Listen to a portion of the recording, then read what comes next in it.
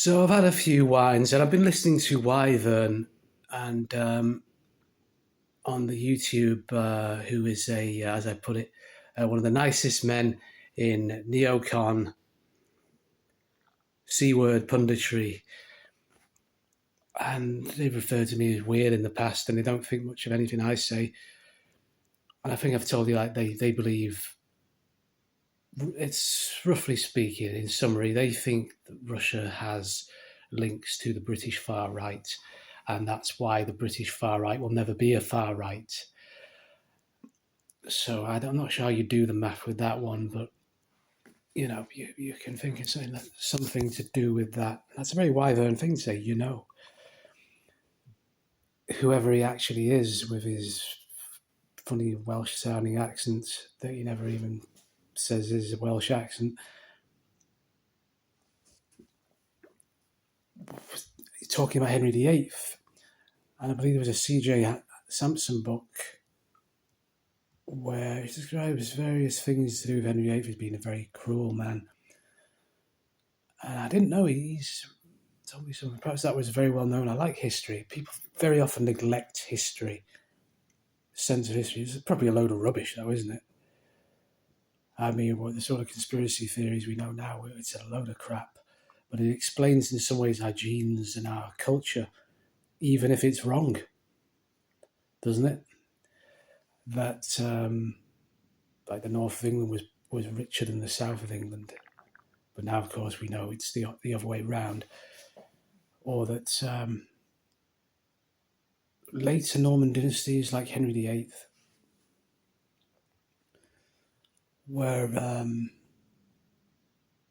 very cruel and ruthless, and books are, if nothing else, novels, historical fiction. Now there's the thing. Are a form of media. Or you'll flick it the other way around. People like Robert Maxwell were known as publishers. The newspaper, the broadsheet, the tabloid is published. So is the book. And the Murdochs own HarperCollins, which is one of the most successful range of novels set in Anglo-Saxon times by Bernard Cornwell. And very popular, so therefore that's propaganda, isn't it? You see some more obvious liberal stuff in that, and it's about lords, and it's very difficult to talk about lords when you're looking at it from a left-wing perspective. Kings, somehow it does that. It bashes the Christians a bit. It's like very pagan sentiments for the main hero. And